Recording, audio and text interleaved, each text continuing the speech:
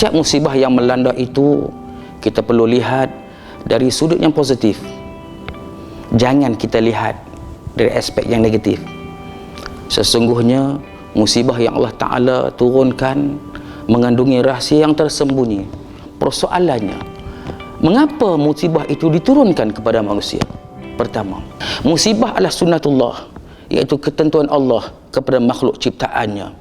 Dalam Al-Quran, dalam suratul Baqarah ayat 155, Allah Ta'ala berfirman, a'udzu billahi minasyaitonir rajim, walanabluwannakum bisyai'in minal khauf wal ju'i wa naqsin minal amwali wal anfusi was samarat wa basyiris sabirin.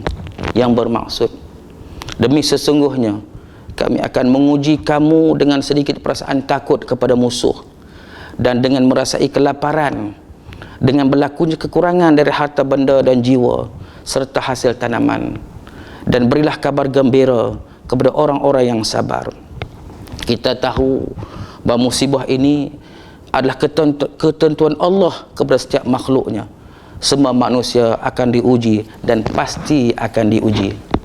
Tuan-tuan sidang hadirin yang dirahmati Allah sekalian, dengan ujian ini kita lihat Allah Ta'ala nak zahirkan hakikat manusia itu.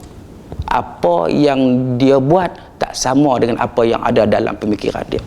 Sebab itulah saya nak ambil satu kisah bagaimana dalam peperangan Uhud, bagaimana baginda Nabi SAW mengingatkan kepada tentera Muslim, pasukan memanah yang berada di atas bukit Jabal Rumah tu, supaya mereka kekal tinggal di atas bukit tersebut walau apa pun yang berlaku. Namun hakikatnya apa?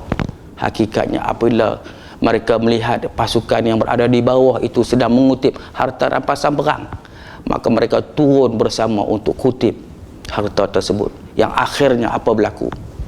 Akhirnya Islam tewas dalam peperangan tersebut. Ini Allah Ta'ala nak zahirkan akan sifat manusia dengan sifat tamak halaba yang ada pada diri dia. Dalam diri manusia itu mereka tinggalkan apa yang Nabi SAW pesan kepada mereka. Tuan-tuan sidang hadirin yang dirahmati Allah sekalian, musibah diturunkan juga ialah untuk membersihkan dosa. Manusia tidak lepas daripada salah dan dosa.